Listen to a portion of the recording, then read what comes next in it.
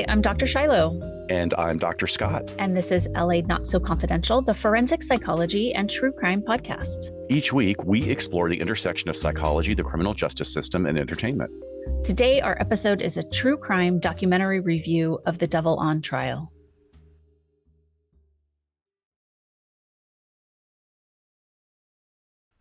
Welcome back, everybody. Hopefully you are having a wonderful, wonderful holiday season. Dr. Shiloh and I were just trading stories about our little holiday jaunts, which have been wonderful and low-key, but cool. Have you taken any time off? You've been working this whole week, haven't you? I did work last week, but remember, I came down with, here's the thing that two people continue to complain about us gabbing. Yeah. But I came down with that head cold that's going around, and it kind of knocked me flat. And even though the worst of it was over, it took a full week to get back past, kind of brain foggy stuff. So this week was busy, but we have a long weekend now, long weekend next week. It's good. Yeah. It's all good. Very good. Yeah. I took the week before Christmas off, and then I'm working in that weird in between week before New Year's when I sit there and I'm like, why the heck am I at work right now? But it's actually pretty chill. So it's not that bad. Yeah. We got a new episode for you guys today, but let me remind you of what we talked about last time. So in that last episode, we totally deviated from doing a traditional forensic psych topic in order to bring you a sinister and tragic holiday mystery, which was the disappearance of 4 of the 10 Sodder family children in 1945. And that happened during a destructive house fire on Christmas Eve. To this day, the trail of the missing children remains cold, with theories that range from kidnapping to mob involvement. And during our discussion, we dove into the complex grief that emerges from the loss of children and how parents experience that, as well as how that process goes for siblings and just really its impact on the entire family dynamic, and we've had some really good conversation on our Discord about how people have been reflecting on complex grief. Yeah, some very interesting points came up. Yeah. Yes. So what are you listening to this month? So I deviated away from podcasts this last month. Actually, so I'm still keeping up on Bob Ruff's responses on the Adnan stuff. And so I'm trucking along with that. But I read one book and I started a book. So I had this book that was a recommendation back from summertime, and I'm just getting around to it. It's called Bad Summer People. It's by Emma Rosenblum. It's fiction, and it's about a bunch of horrible people that go to the Hamptons for the summer. And it's kind of a murder mystery, but it's just really kind of fun, trashy nonsense. Excellent.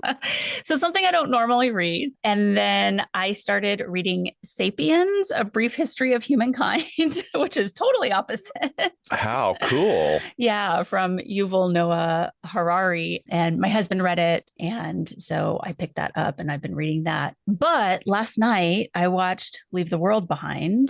Have you watched it yet? I haven't. I read some excerpts from the book and I've read a lot about it. I can't wait. I hear it's very ambiguous and challenging and more of a character study than anything else. I won't spoil it for anyone. It's very good. I love disaster films. This isn't necessarily a disaster film, but you and I and Dan have talked about in a movie when they show this immaculate garden and we're like, oh my God, look at that garden porn. So there's a scene in here that is prepper pantry porn for me. My husband was like, oh my God. But I watched it right before bed last night and I could not sleep. Wow. My mind was just going. So yeah, it kept me up for quite a while. So I wish I watched it during the day. Very good. Highly recommend. Yeah, it's interesting. I am very careful about watching things that I have a feeling might provoke some situational anxiety, especially during, this is the holidays, it's a stressful season. So I'm going to old favorites, old movies and stuff, but that's going to be on my list to watch. We finished this season of The Gilded Age, which is so much fun. It's really a wild fictionalized version of the robber barons of the early 19th century. Mm-hmm. And then as far as reading, one of the things that is so odd is a colleague of mine sent me an email and said, hey, another colleague of ours is cleaning out her shelves and she's getting rid of some old testing stuff that she's never used. Uh-huh. So I got a box of Rorschach, thematic apperception, all Wow. of these great, like, sort of very subjective test Hmm. materials, and going through them is such a hoot because they're not really used much anymore, but there's a lot of interesting stuff in them. So Yeah. How I'm going to dive funny. into that over the next few months, I think. It's good. So, as we started with at the beginning of the episode, with our recap from last week, Hmm. we talked about the Sodder family happening on a tragic event on a Christmas Eve. And we're actually going to sort of continue the theme with spooky Christmas stories, as they say in the Christmas Carol, Oh, right. telling spooky ghost stories and tales of the glories of Christmas long ago, because this is somewhat suited to more of a Halloween episode, but I thought it was very, very interesting. The Devil on Trial is from this year. It's a documentary currently streaming on Netflix. It's written and directed by Chris Holt, who has mainly done historical projects, but also a few true crime and paranormal series. The Rotten Tomatoes score is a drippy, rotten smattering of 36 with an audience rating of 47 and some understandably poor reviews. And I think it's a pretty accurate Yeah. score, Okay. although it's an interesting subject. I don't understand how something this interesting could have been made so boring. Interesting. Okay. I love to see like where your head's at already. I did not read those reviews, so I don't know what the people are saying, but those scores kind of speak for themselves. True. So, trigger warnings here. We have a lot of religious overtones, descriptions of a murder, child abuse, and emotional manipulation. We get a taste of a little bit of all of that. So, yeah, you're right. This did have a lot in it, and it's curious how we will feel about it at the end. Right. Because I went full circle a couple of times on my Same, feelings about certain same. things. So this is again entitled The Devil on Trial. It weaves together two stories.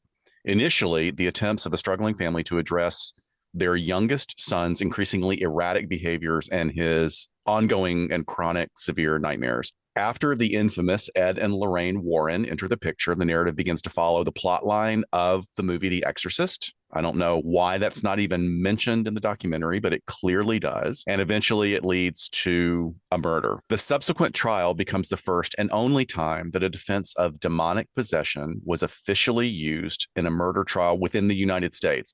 It should be noted it has been used successfully in England 3 times. Very important to Correct. note, has not been used successfully in the US. Yeah, I would even say it was attempted to be used in this case. Yes. But I guess, it's a legal proceeding. They did try, and we'll get into that. But yes, we certainly should have done this one in October, but we will default to the holiday song. It's the most wonderful time of the year. And this is one of those spooky ghost stories, except it's not. It's a demon.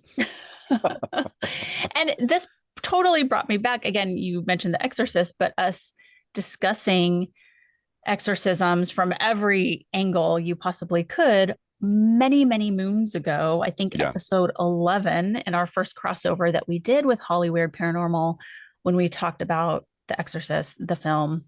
But you and I really got into what's what and what is mental illness and how does that overlap with religious experiences and things like that. So I was excited to dive into this one.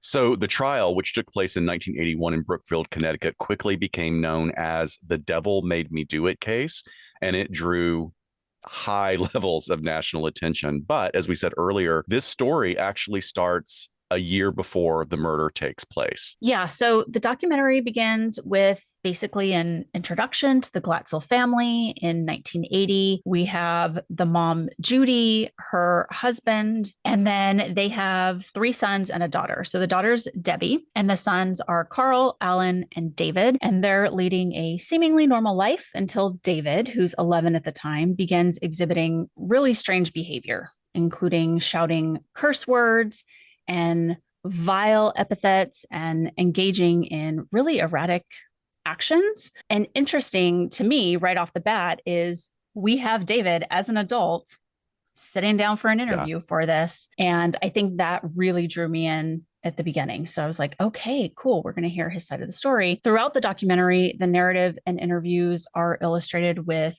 vintage Glatzel home movies, as well as Polaroids of incidents that were going on, and really disturbing audio recordings, but disturbing for a lot of reasons other than the alleged possessions. And then, of course, we also have some reenactments weaved in there too. So the now adult David is interviewed, and he opens the documentary with a statement: "When I was a child, I was possessed by the devil." And then the audience hears recordings of David during the process of multiple attempts to exorcise the demon within him. And David clearly exclaims that he wants to set the record straight, as opposed to what?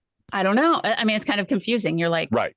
Because that has been really the only narrative, right? Is this kid went through this, and there's been really no contradictory narrative about his story, but very interesting. More on that later, though. Just David describes himself as a quiet 11-year-old enjoying family time playing with his brothers. He's the youngest of the three brothers. Carl, who is the oldest of the three brothers, says that Alan, the middle brother, was difficult and caused trouble. That's stated kind of early off. They don't really tell why, but they just say they're just throwing it in there that this guy's a problem. David and Alan, Carl goes on to pause during the interview and offers an observation that Alan is, well, he's a little different from us. And then he chuckles. And then they give no more information on it. Yeah, it's very weird because right off the bat, and this is super subtle, like if you don't catch this, you're just kind of like, okay, all these brothers kind of look the same. Who's talking about who, whatever. But we do have like this subtle finger pointing, like triangulation going on with these brothers. Yeah. Clearly from the beginning. And I don't think that that's necessarily just us as clinicians looking at it. It just seems very obvious. So David's behaviors take place after his sister Debbie takes possession of a new rental property. And it's new to her. It's new to the family. It's not a new house. It's an old house. Debbie, as the oldest, and she's still, I think she's around 19 years old. She is a take charge kind of person, and she takes charge of her brother. She assigns them to various chores, cleaning around the very haunted looking house. At least it's shown that way in the documentary. Haven't had a chance to look up what the actual house looked like. David, the youngest son, is asked to clean a room upstairs, and he runs out of the house within a few minutes. He gives no excuse to his family, but he says he wants to leave. He's almost curled up under a tree, looking very terrified up at the upstairs room. David describes his experience in that room as an increasing discomfort and fear that began to grow. And then he goes on to say that he was pushed backwards onto the bed in the room by an invisible presence, who then says, "Beware." David claims that the presence becomes visible, appearing as a devil-like Halloween costume. And that's his quote from him. He then goes on to claim that the entity, quote unquote, "wants my soul." His eyes were black, solid black, just like a chunk of coal, and it scared me. So even after escaping the location and returning to the safety of his own family home, David has an increasing amount of nightmares of something coming to the house and essentially like coming for him. And the mother immediately reaches out to the local Catholic priest, while it's made pretty clear that David's father was more concerned that David was having a mental health problem of some sort and wasn't really following this leap straight to reach out to the church. The documentary then switches to a description of the mother, Judy, as being of Hungarian and Italian descent. It's also notable at this point that one of the Glatzel sons describes their mother as quite religious. And this is notable because it's very much refuted later in the documentary by one of the other sons. They're using a lot of visuals here. And one of the ones, and I don't mean to be funny when I say this, but it is kind of just, it was odd to me, even though it's maybe a reflection of the times, is they have many home movies and many photographs. And there's a home movie of her in a completely disorganized, kind of crazed kitchen, like really untidy. Yeah. And maybe it is. I mean, you've got like a huge number of kids, 3 boys running around. I get it. But she's making what appear to be fluffer nutter sandwiches, which we didn't do that in Alabama. I think that's more of a Midwestern thing or a Northeastern thing, but it's peanut butter and marshmallow fluff. It's basically just a crazed sugar bomb. And yes. Like, I just remember like looking at that going, that's a lot of sugar. That's a picture being painted right there. Okay. Yeah. Well, as David's experiences of nightmares increases, events are reported as happening by both David and his older brother, Alan, Carl doesn't make, or at least is not presented in the documentary as having a comment on this next allegation. But essentially, there's a night where David wakes up in the middle of the night screaming and then says that the house just starts rumbling and shaking. And Alan is backing this up in his interview. I think he says something like it sounded like a UFO was landing on the roof. So hence they're making this sound like this was completely witnessed and experienced by the whole family that was sleeping there that night. So definitely Judy enlists the priests to come and bless the home and kind of evaluate what has been happening, as now she's really starting to attribute David's behavior to a demonic possession. So the priest blesses the home, and the family members all kind of breathe a sigh of relief for a bit until the behaviors start up again. So the family now is really becoming desperate for answers. And the supposedly religious Judy gets a recommendation from a tarot card reading neighbor that they should enlist a psychic. We're religious, but we're going to go to the tarot card reader across the street and get a recommendation. And I'm not criticizing anybody that reads or goes to tarot reader. No, like, that's not not at my all. point. It's like there's just a lot of contradictions in the narrative that constantly point to this type of stuff. But because that's kind of contraindicated, if you will, right? Like someone who's religious wouldn't give much weight to tarot card readings and astrology and things like that. Or would feel that it was part of the problem. I mean, there are some people that meld both their Christianity and some non-Christian practices. There's certainly a big part of the population actually that does that in the US, but there's no indication to say that she was part of this, except that she's from Hungarian and Italian extraction. So maybe there was some more folk traditions that she was open to, but we don't get any information about that. Yeah, true. So eventually Judy writes the notorious Ed and Lorraine Warren after, I believe, Debbie, the oldest daughter, sees Ed and Lorraine on a talk show. And for anybody that's not familiar at this point with the Warrens, Ed and Lorraine were a married couple that were famously or infamously known for their extensive work in paranormal investigations, particularly in how they managed to get a lot of talk show time and a lot of news coverage for their exploits. They claimed to have investigated thousands of paranormal occurrences, often asserting the presence of malevolent entities. And I want to make clear here the distinction between investigations and research. Now, while they founded an organization called the New England Society for Psychic Research in 1952, and they became prominent figures in the field of paranormal studies, they did not ever engage in formal scientific study of paranormal phenomenon, to my knowledge, and I've looked a lot. So if I'm wrong, if they were ever actually studied statistically, please let me know. And I say that because there are legit entities such as Stanford, Duke, Princeton, Harvard, and currently the University of Arizona that have done legitimate research in this field, finding very, very small evidence, but actual evidence of some sort of supranormal or paranormal or currently immeasurable phenomenon. Let's just say it that way. So there's some stuff going on. The Warrens were not part of this at all.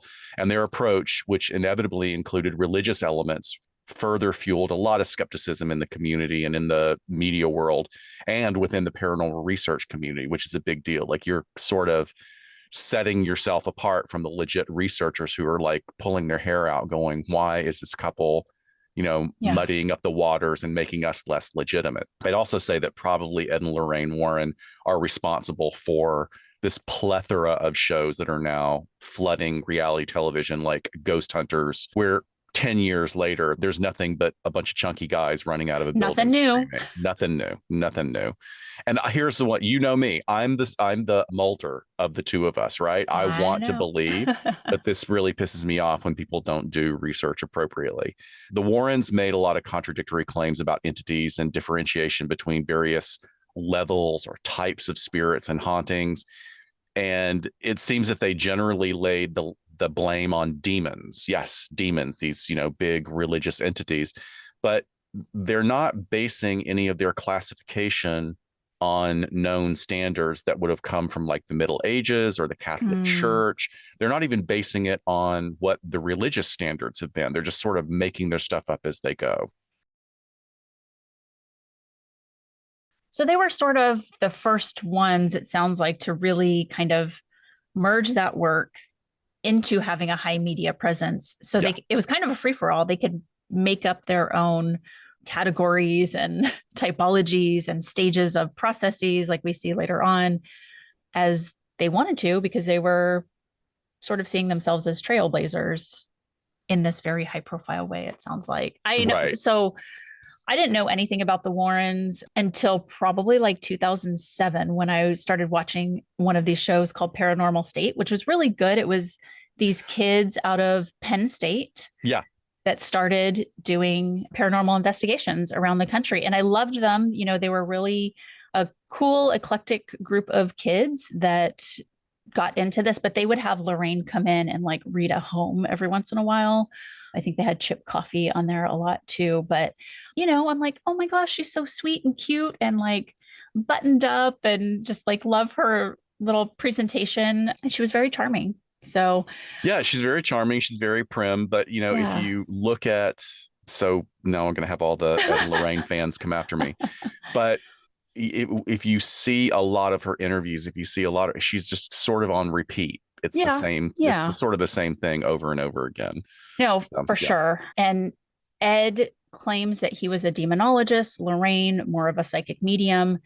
And the Warrens really gained fame for their involvement in several high profile paranormal cases, generally understood to be these high profile cases, really because of their own self promotion, as we were talking Right. about. So we're talking the Amityville haunting in 1975 and the Enfield poltergeist in 1977. Really, really big cases. And of course, in the discussion of paranormal or supernatural events, there's going to be a great deal of skepticism. And thankfully, the Warrens were faced with both skepticism and criticism from scientists, academics, even their fellow investigators who were attempting to conduct really these legitimate investigations and research studies that you're talking about.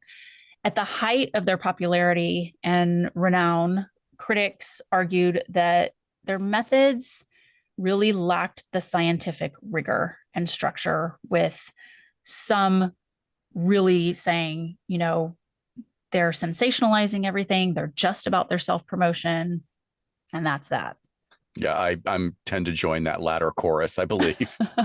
So this quote, I love this quote that I pulled from a Vox article about the Warrens, and I'll of course link this in our show notes, but it says, quote, their skills at exorcism are debatable. Their skill at self-promotion remains unmatched. I'm like, is that the amount of snark I need in my life? Yes. I love it. It's so damning with faint praise, right? I know. But yeah, possibly their most well-known case was the Amityville haunting. And that case in particular faced a great deal of controversy, with critics questioning the truth of the Lutz's family's claims altogether. There were many calls that the events were a hoax, or at a minimum, an exaggeration of some real family problems that occurred there. So the Warrens' experiences, or exploits, as I like to call them, inspired a series of films, starting with The Conjuring in 2013. And while the exploits were also, you know, the Amityville Horror and some other things, I'm talking about a series of movies within what is now called the Conjuring universe. Oh, like yeah. That is what it's called now. And while these movies, yeah, exactly. While these movies have contributed to their popularization, the movies and exposure to their books and interviews also intensified debates about the accuracy of their accounts. But look, say what we will about the Warrens, they left a lasting impact on our popular culture. They shaped perceptions of the supernatural through their many books, their lectures, and their media appearances. And to this day, their legacy remains completely divisive, with supporters continuing to appreciate their dubious contributions to paranormal research, while skeptics continue to question the validity of their claims. So Ed died in 2006, Lorraine in 2019, and they left current readers and audience members to likely think of their very attractive Hollywood portrayals by actors Patrick Wilson and Vera Farmiga. We can only hope that two people that good looking play us one day. Oh, I would be so happy for both of them to play us. Yes. I would love that. I would love call that. Them up. Yeah, like do it now. So actually, that's a very brief overview of the Warrens. As any of our listeners can find a great deal of critical writing of their exploits. You can get on YouTube and listen to a lot of their interviews and just see how it's really a lot of self-promotion, particularly with Ed. He makes a quote, I was born a demonologist. Well, what the fuck does that mean? I don't know. And in the case of The Devil on Trial, the Warrens make an assessment of the Glatzel situation and go on to advise the family to document everything about the alleged demonic possession in order to secure approval for a church sanctioned exorcism. And it's explained in the documentary by David that the process for paperwork involved in an exorcism by a Catholic priest requires a huge amount of background work and approval processes. Yes. So at this point in the documentary, they do, cut to Ed Warren talking about being born a demonologist. And sorry. No, I know. I'm sorry. I just it's also, I'm trying to understand the tone of the documentary. Like, if you want us to believe that this is what legitimately happened, then why do you use a quote of a guy that looks like L. Ron Hubbard, right? And 100%. and he's saying something just as outlandish. I don't know, but it's interesting because then the next person sitting down for an interview is their grandson, which in my opinion, he didn't really add a lot to this. He was a person to speak on their behalf. So I kind of get that. And charming and energetic. Yes. Like, I liked him. It's like, oh, I'd like to hang out with you. Right. I'd like to know like your version of some of this stuff. Yeah. I would love to know like his take, and just as maybe he's just sort of a historian about his grandparents, Yeah, possibly. Yeah. But so anyway, back to the documentary. At this point, Debbie Glatzel, who's now deceased, this is the sister, but seen in an interview from over a decade ago, she states that she saw the Warrens on one of their interviews, and that's where she did get the idea to have mom reach out to them. So they set up this meeting for the Warrens to do an initial review of the situation at the Glatzel's home. So Ed and Lorraine show up ostensibly with a doctor of some sort, which, kind of appears to add legitimacy to the family. And I think we should note that other than the doctor just being named Dr. Tony, there's like no other information given on who this person is or what kind of doctor he is or whatever. He goes on to conduct a check of David and kind of signs him off, if you will. And we see the family also talking about Ed and Lorraine for the first time. They describe Ed as a nice man. He's reassuring and confident. Yeah, I love emphasis on the word confident from one of our earlier shows about confidence man, right? Yeah, we've heard that term many times before. And then going back to what you said, David is even heard saying, Dr. Tony never said I was off my rocker. I was a normal kid. Yeah. So that actually, as funny and snarky as I'm portraying it, actually made me quite sad. Like, because here's this person who appears to present as this legitimately happened to me. Right. And he feels that, all these years later, he has to defend his mental health, actually, in a way. Yeah. So from the beginning, there are way too many problems in the manner that the Warrens interview the Glatzels. It's just very problematic for Dr. Shiloh and I as clinicians. It's not neutral at all. And you can even listen to the recordings. I mean, I would love to listen to all the recordings and go down how many mistakes are made in the process of conducting a formal interview. They ask many leading questions. And although I understand that this was prevalent also in other areas at that time in history, like we hadn't learned how to do neutral, non-leading interviews in law enforcement and even in forensic investigations at the time, everybody just needs to understand as you watch this, that in itself is very, very problematic. And this method of questioning is exactly how we got the McMartin preschool debacle. Yep. It's exactly the same process. Lorraine is heard saying that she has to provoke the presence in order to start the process rolling. And whether they're aware of it or not, this type of educating the family and yelling at the alleged entity is further polluting the evaluation environment, which is very problematic. Yeah. I actually liked the way they did this in the documentary, where they're playing you the audio of that, like those meetings between the Warrens and the Glatzels. And then they kind of have the reenactment of the family sitting around the table with them. And it's not like the actors are mouthing the words, they're kind of behind them. I just thought it was interesting visually, a way to merge audio and a visual for the audience. No, I agree. I thought that was actually very cool. Well done for visuals. Yeah. Yeah. So just a little side here on demonology. It's defined as the study of demons within religious belief, myth, and various interpretations by authors in research and fiction. The term can refer to studies within theology, religious doctrine, or occultism, but it is also used freely and somewhat loosely, as evidenced by Ed Warren's statement, "I was born a demonologist," although he provides no further explanation other than his experience of being a Catholic schoolboy and being fascinated by spooky subjects. So we have that. So we have another clip where Lorraine states that there has to be a law of attraction, she says. It has to be attracted to one of the family members, which is confusing because then she goes on to state that in the case of the Glatzels, this is not a ghost, this is a demonic entity. It's like planting these seeds into this family and giving them seemingly, maybe some answers that they didn't know about. And referring to this structure that is completely ambiguous to us as a viewer. And likely to the family as well. Right. So the Warrens go on to espouse some sort of possession process that has begun, calling it oppression, which was one of the stages that they have defined when a possession is sort of progressing along. I don't know. It's like the stages of change.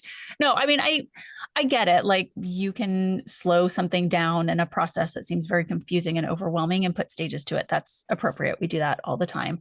Right. I think oppression, and if anybody out there can correct me, I think oppression is supposed to mean that the entity is making itself known and sort of like it's the table rattling, it's the breaking of dishes. It's like the poltergeist activity. Yeah. It's scaring. It's oppressing them by fear. Yeah. I think. I don't know for certain though. Yeah. They went over the stages very quickly and that seems like it fits. But at this point, essentially the family with the Warrens' help gets authorization from the Catholic Church to do a minor exorcism. So in this exorcism, the Warrens were present. It actually takes place in a church.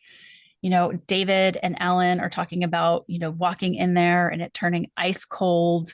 And then immediately as it starts, David starts in with the profanities, jerking around. Ellen talks about his features totally changing, trying to attack the priest, the father. And then... Which, by the way, I'm sorry, I have to interrupt. Go ahead. That totally reminds me of the scene from The Omen, in the original Omen movie, where they're taking Damien to church for the first time.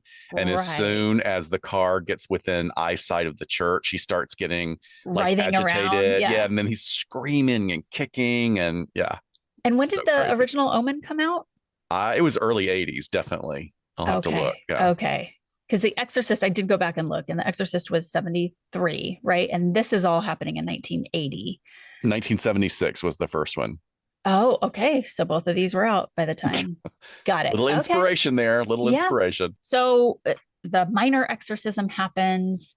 Well, they're kind of in the middle of it, right? And then they cut to introduce another person in this story, Arnie Cheyenne Johnson. So Arnie is the boyfriend of David's sister, Debbie, and he becomes entangled in this family struggle as well. And if you're not familiar with the case, Arnie is the individual who will later be charged with killing a family friend.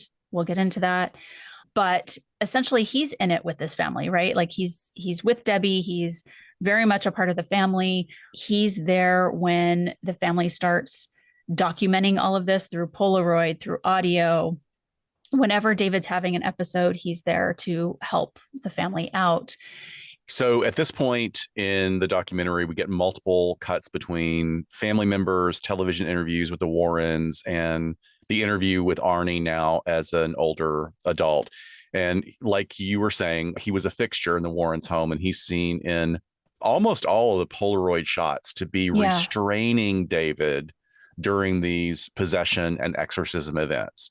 And events that now we're led to believe are occurring on a nightly basis. And after a number of wild nights of David's possession and attempts at exorcism by the family, older brother Carl, who along with his father have kind of separated themselves from the crazy. Like they're Mm, just like, mm, we're out. This is yeah. like, we don't want to be part of this. Carl describes their father as just being completely done with it Yep. because he comes in after work one day and here's the whole setup of the home exorcism with the recording and the snapping of the Polaroid camera. He barges in, picks David up across the room, and basically slaps him and says, cut the bullshit. And Carl, the older brother, is kind of chuckling, and he says this. He goes, "That stopped everything immediately, at Yeah. least for that night." Including the devil or including the Right. demon, something Yeah, like that. exactly. Just like, picking the kid up by the scruff of the neck. Now, again, as with our trigger warning, these were different times. I'm not condoning any kind of physical action. But what I do point out here is that the voice of reason was being drowned out in Mm, this case. mm. Basically, now we have a case of he said versus he said versus he said from the surviving members of the family. Yeah. I mean, this is really, I mean, there are little crumbs of it before, but where we really start to get the other perspective from Carl about, hey, not every family member was on board with what was going on here. Yeah, which seems to be like, from a family dynamics perspective, there's clearly no communication going on between father and mother. And in fact, at one point, they even say, my dad was working really hard. Like he Yeah. was working very, very long hours, which you would have to do as a single parent raising 4 kids at that Yeah. time. Yeah. Yeah. So eventually the exorcisms, or maybe his dad's rather badly controlled use of force, quell the possessions a bit. But during an alleged scene that was reminiscent of the movie The Exorcist, which had been released several years prior, it seems that David was grappling pretty violently during the exorcism. And Arnie steps in and he's quoted as saying, "I yelled at this thing at the top of my lungs." And he says, "I said, leave this little kid alone. Take me on. I'm here. Take me on." And I felt the coldness come over me, ice cold. Lorraine said, "Oh my God, what did you do?" Dun, dun, Like dun. literally the plot of The Exorcist. Literally. I know. Yeah. So, oh my gosh, I couldn't with this. This is where they lost me. I mean, I get a little intrigued by some of the legal processy stuff later, but then I'm Yeah. like, what? So yeah, months go by after this exorcism where this happens and Arnie sort of challenges the demon and everything seemingly goes back to normal. The family thinks the exorcism has worked. It's peace and quiet for them. So Arnie and Debbie have since gotten new jobs where they move to an apartment that's owned and managed by their new employer, which is a man named Alan. And Debbie had previously had a relationship with him. It sort of comes out at some point.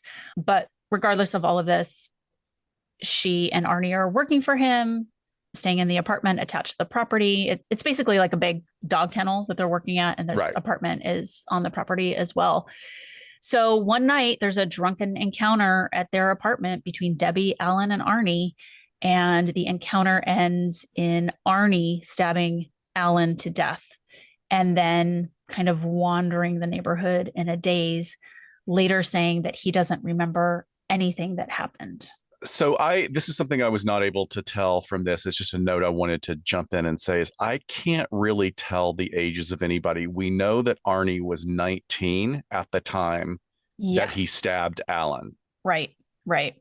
And I was under the impression that Debbie, the sister herself, was 19 or 20. Yeah. And then they go on to say that she did have a previous relationship with this guy that was in his 30s. Yeah, but we don't know the time frame, which, I'm just putting that down as like that is very suspect to me. Like it's messy. Yeah. I mean, it's not necessarily illegal if she was over the age of 18 or whatever the age of consent was there, but it's like it's messy. It's like, okay, you're going to take a job from your ex-boyfriend and then your new boyfriend, and you are going to move into subsidized housing over your place of employment. Yeah. It's a little messy. Yeah. So I agree. Regardless, we have this horrible tragedy happen in which Alan loses his life. And they kind of cut in the documentary here where this murder has happened. Debbie calls her dad and the older brother Carl to come over and kind of notifies the family at the home.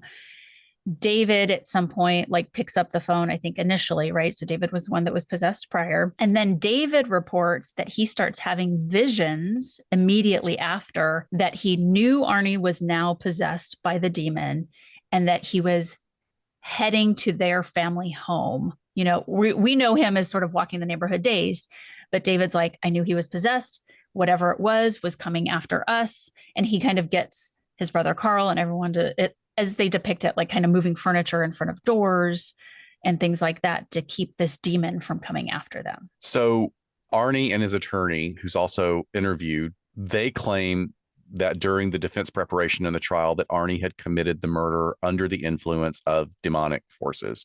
And the defense team goes on to argue that Arnie should be acquitted or received a reduced sentence due to the extraordinary circumstances regarding this possession, I would say alleged possession.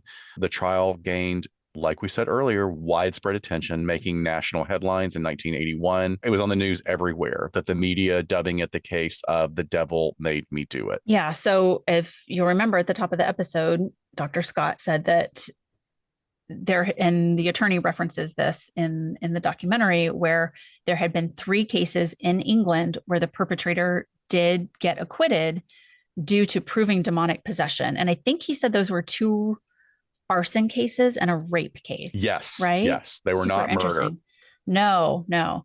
So it seems like the attorney consults with the Warrens, and I'm sure they're like, hey, well, guess what? There are these cases in England because they had done work over there. So he takes that up. But not surprisingly, the defense did not work out for Arnie. And following the judge's dismissal of all and any evidence pertaining to possession, the defense encountered mounting challenges in presenting its case. Like, okay, what do we do now? Like, what angle do we take now? So, yeah, I mean, prior to this, the defense had priests lined up to testify. And as soon as the judge dismissed anything having to do with possession, they kind of describe it as the priests all got up in the courtroom, turned around, walked out, and the church never commented on this case again. It's interesting because in the documentary, they don't really get much into the trial other than saying, hey, we decided to go on self-defense and Arnie has to testify and get on the stand. But they really didn't go through it like they have in other documentaries of what were the ins and outs of this trial, which I'm actually okay with. I'm kind of sick of it at this point. No, and I guess that part was pretty well described by the defense attorney, because he kind of shrugs his shoulders and says, well, if I don't have demonic possession, all I've got is a guy murdered somebody. Yeah, no, for sure. So, they kind of go full force with this self-defense case. Interestingly, so Arnie's sisters were present at the crime scene that night. They talk in the documentary about picking up his sisters, and they all went to dinner with Alan, and that's where they all started drinking. But it's not shared in the documentary that they had provided police statements affirming that they witnessed Arnie stabbing Alan 4 times. And despite these statements, Arnie adamantly maintains his innocence, declaring in the documentary, I've never hurt anybody, never. There's no way I did this. You got the wrong person.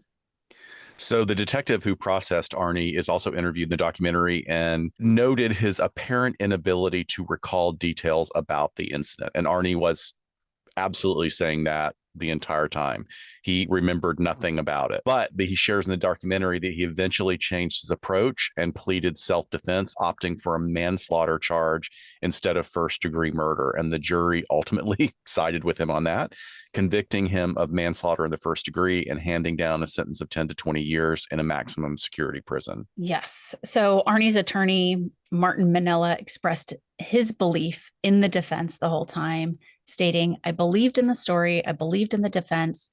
I also believe there wasn't possibly another lawyer in the state that would represent him with this defense. I thought, the police officer or detective, whatever he was, who's interviewed in this was also another person that I'm like, why is he even in here? Didn't really add too much, but I thought it was interesting. They put in this little tidbit where he said that after David's exorcism, but before the murder, that Lorraine basically like marches into the police department one day and tells them that she has a vision of a crime occurring involving a knife, involving Arnie, who challenged the demon at the exorcism. And the police officer is attesting to this in the documentary.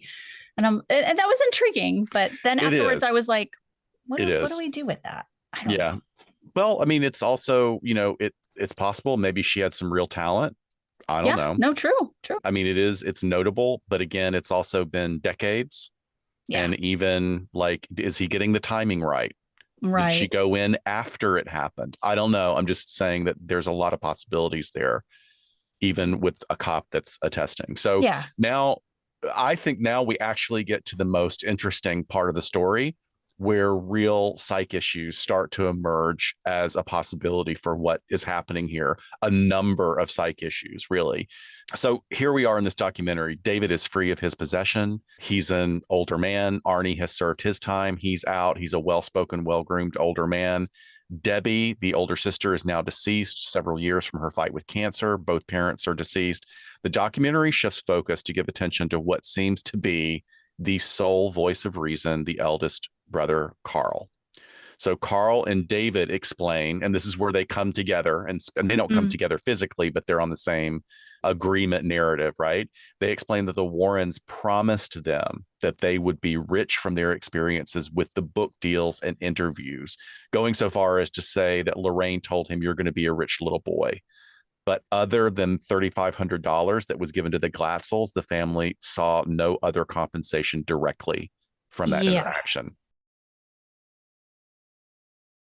But they claim that the Warrens got $81,000 for, these book deals. They talk about, and they even have a recorded phone conversation where Lorraine is telling mom, "Oh no, we've got attorneys here at William Morris. You just sign those contracts." Right. Yeah.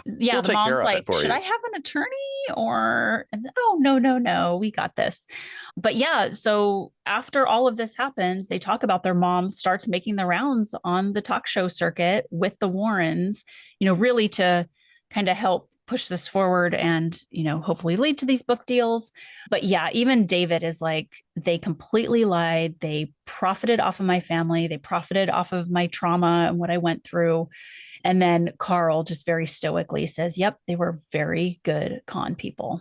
Yeah. Carl notes that some of the members of the family are now estranged and that the brothers are really no longer in communication. In 2007, Carl took legal action against Lorraine Warren, objecting to her republication of a book recounting the events entitled The Devil in Connecticut. And his assertion was that David was never genuinely possessed, but rather he was a young boy who was grappling with mental health issues during his childhood. So following the trial, the Warrens hired an author, a guy named Gerald Brittle, to write David and Arnie's story. And so this is an author that was brought in to do his own separate interview of everything and put the narrative together. And when they saw a draft of it, they were like, oh, no, this is not going to work. And Ed is telling him, you got to make it scary. And even Carl, is reporting this in the film. And Gerald allegedly replies back, but wait, I checked with the family and they said that didn't happen. And Ed then goes, make it scary. People come to us, they buy scary. So that's what eventually became that book, the first edition, the first publication of the 1983 book, The Devil in Connecticut. And that book was the inspiration for the 2021 film, The Conjuring, The Devil Made Me Do It. So David says, Lorraine told me I was going to be a rich little boy from having this book deal, and it was a lie. The Warrens made a lot of money off of us. If they can profit off you, they will. So Carl consistently expresses his disapproval of the association of the Glatzel family name with demonic possession. He's very frustrated with it. Maybe this documentary was him hoping that he'd be able to clear the air. There's where David at the beginning is saying, I want to clear my name, or I want to set the record straight. Yes. Carl seems to be the one that is actually doing that, because he asserts that aside from the murder, anything depicted in the film did not occur. Here's a quote from him. The murder of Alan Bono, I never even thought it was connected to David. There's nothing demonic in this. Arnie was very possessive of Debbie. There was speculation and rumors that Debbie was having an affair with Alan Bono. And then in a 2007 interview with the Hartford Courant, Carl went on to say, David was a good kid. He never bothered nobody. He lived a living hell because of all the negative attention. Yeah. Like here's another little piece at the end that really sucked me in for sure, was that Carl reveals that following their mother's death, in cleaning out her home and her belongings, that she kept incredibly detailed notebooks that revealed that essentially she had been dosing her family with medicine each night. So the one quote that he says from the journal is, the family had their medicine tonight and everything was good. So while she doesn't I know. It's such a shock because not knowing anything about the story. I thought the show was over. Totally. And like did a complete double take of like, what? I know. They're just going to drop this little thing at the end for us.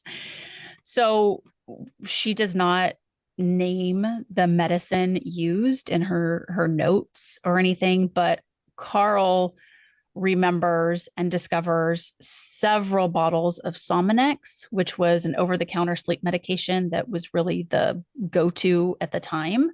I don't remember Sominex. Do you remember Sominex? Yeah, because I'm older. I remember the commercials. Yeah. Well, they even show the commercial, like the old 80s commercial on there. But Sominex was mainly comprised of a chemical similar to Benadryl or diphenhydramine, a medication now known to not only cause dementia-like symptoms in long-term users, but also to cause cognitive deficits, mood disorders, and hallucinations, especially in misuse among younger people.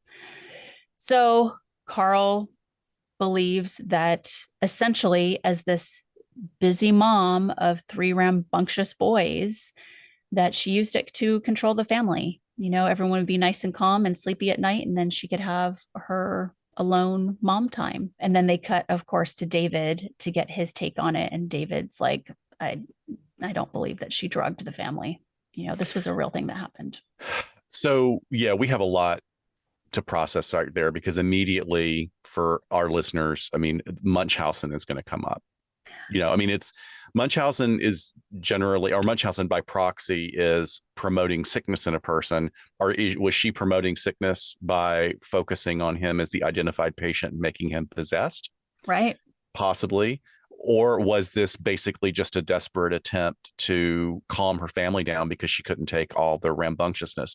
So David, and look, I won't say this about David, I'm just going to say this in general about family dynamics, and this is something that Dr. Shiloh and I have been educated on as people who worked with sex offenders. And, you know, part of learning to work with sex offenders is also understanding the incredible and horrible impact that these types of abuse have on young children. Mm-hmm. But one of the dynamics that can be really disturbing is that in an unstable or fractured family dynamic, a perpetrated upon child may still very much attach to the perpetrator of the violence, right?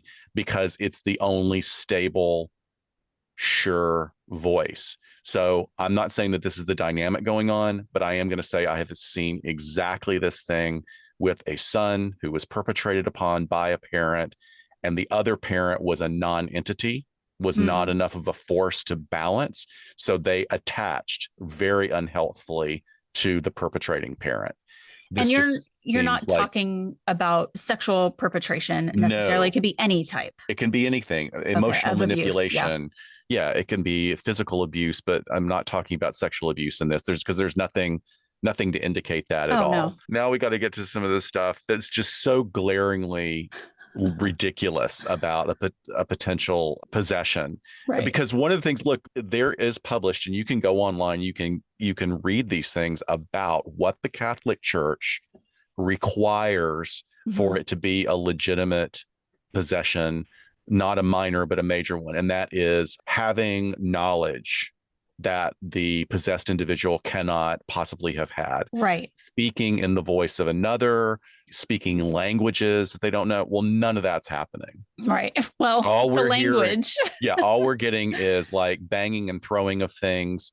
And we're also getting like crude language, but the crude language is just something that an angry 8-year-old would say. And he's like, "You will die. You are a douchebag." I mean, I Right. just like had to laugh at that. Right. Yeah. Yeah. So, and then there's multiple photos of the family, the entire family restraining David. Like, and these are Polaroid photos taken by Debbie or Judy or somebody else. Hmm. And what you see over and over again is a handheld microphone shoved in this child's face Yep. as they are restraining him. And they're dynamic photos as if they were caught in movement, like it. Yes. So you can just imagine 4 people crowded around this kid as he's, whipping himself up into a state. It's just Hmm. sad, sad, sad. Yeah. Um, he's calling him all sorts of names, and one of them is Fat Dick Pork Chop. I know. I Uh, know. so yeah, that's just something that's really not consistent. Although there is some information that comes up in later information that says maybe something else was going on, and we will touch on that before we wrap up today. But I noted in Arnie's mugshot that he was very bloated looking. Like Okay. that looked like the face of somebody that had been really heavily drinking. Sure. And then the defense attorney was warned against working with the Warrens. Like, so he's here all these years later saying, I think it was a solid defense.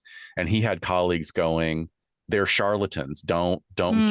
Don't get wrapped up in this. I feel like so many people in this documentary and I'm going to kind of like exclude David from this because I think this was traumatizing to him, and Yes. whatever influence that he felt like he had to perform like this or what have you. I don't think that's his fault. And I think it's traumatizing, but I think everyone felt as if they had to kind of dig their heels in with this story and just continue it and then be a part of this documentary and say it out loud. And now here it is forever.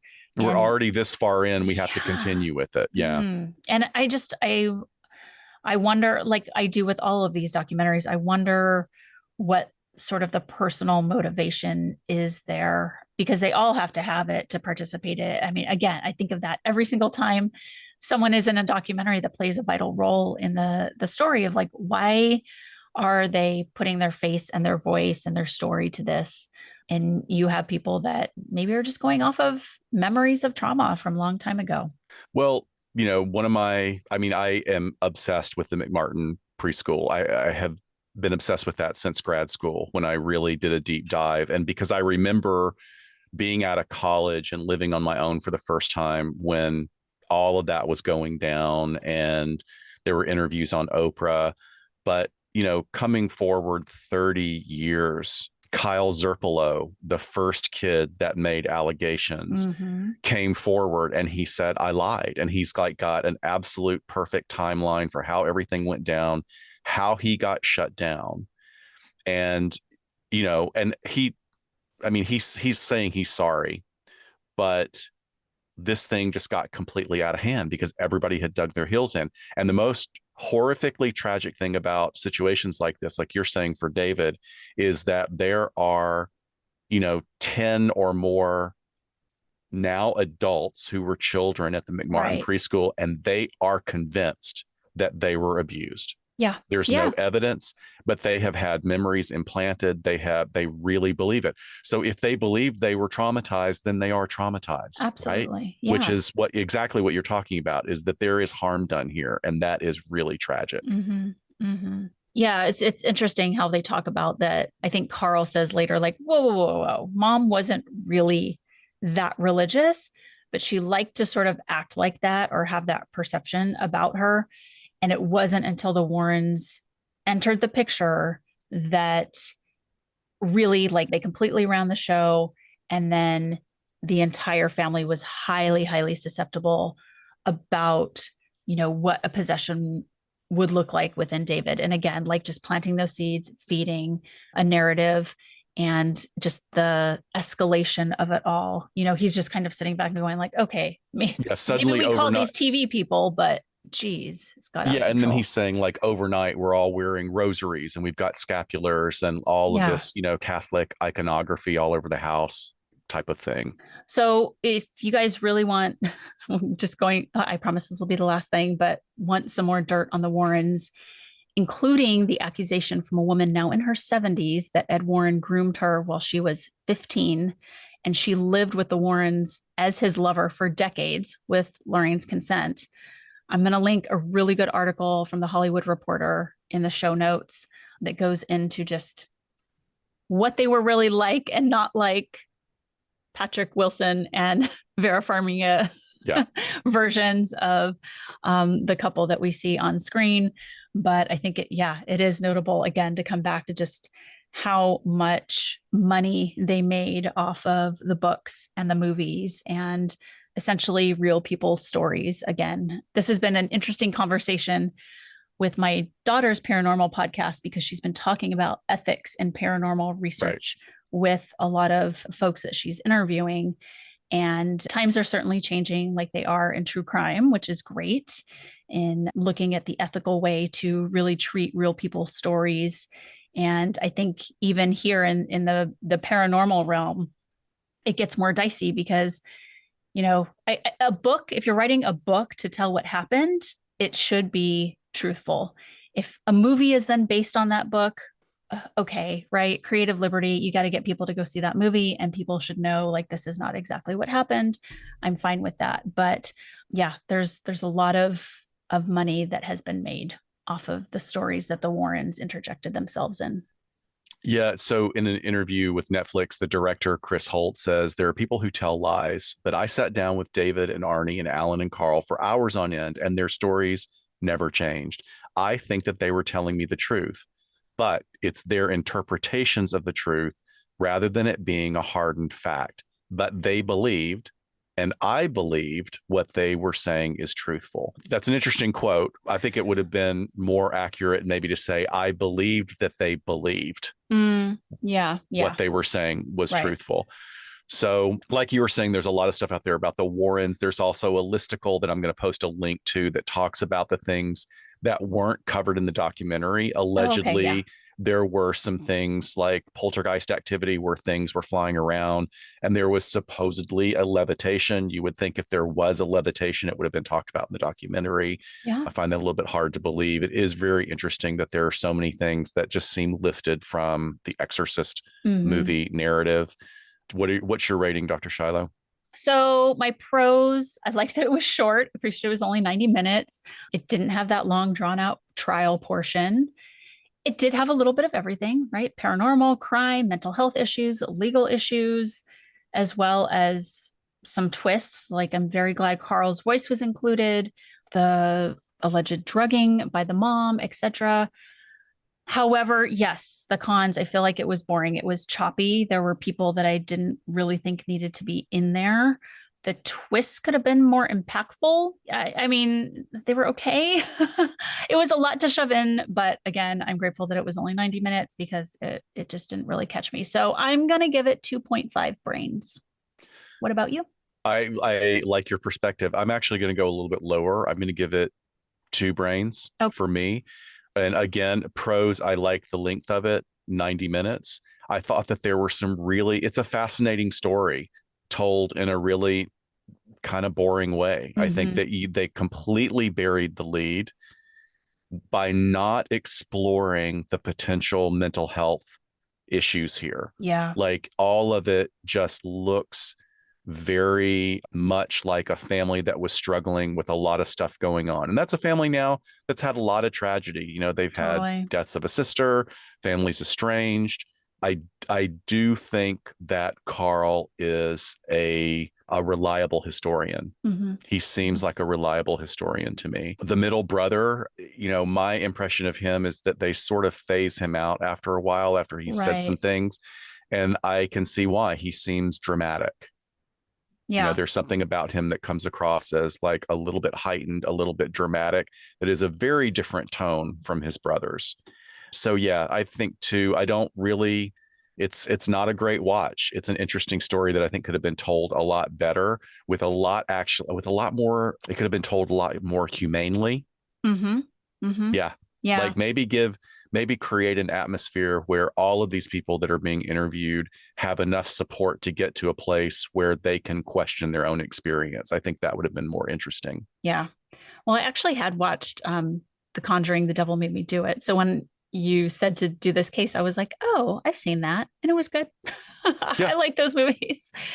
No, I think the Conjuring movies, I think, are great. I mean, me too. It's nothing but great actors, and that Annabelle doll. I mean, for those of you, Al worked on one of the Annabelle movies, and he completely fucked with the entire crew by moving the Annabelle doll around every night after work. I know. Love Al. We love him.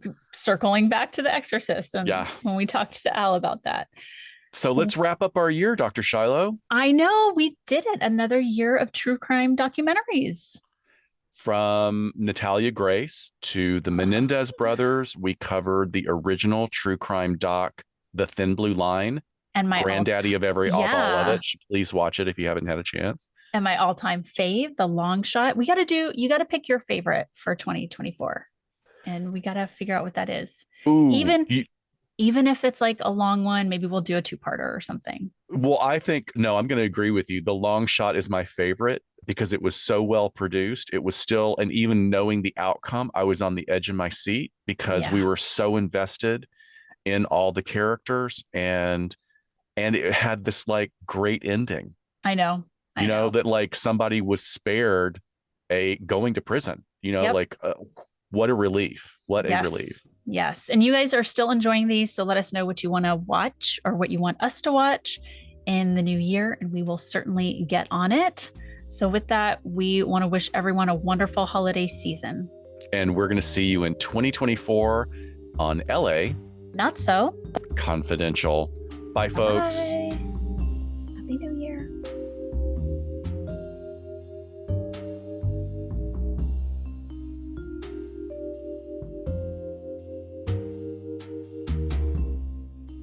We sincerely thank you for spending some time with us today. LA Not So Confidential is part of the Crawlspace Media Network in partnership with Glassbox Media. Each episode is hosted, produced, and written by Dr. Scott and Dr. Shiloh. Our post-production editing and sweetening magic is handled by the multi-talented Jason Usry of Ear Cult Productions.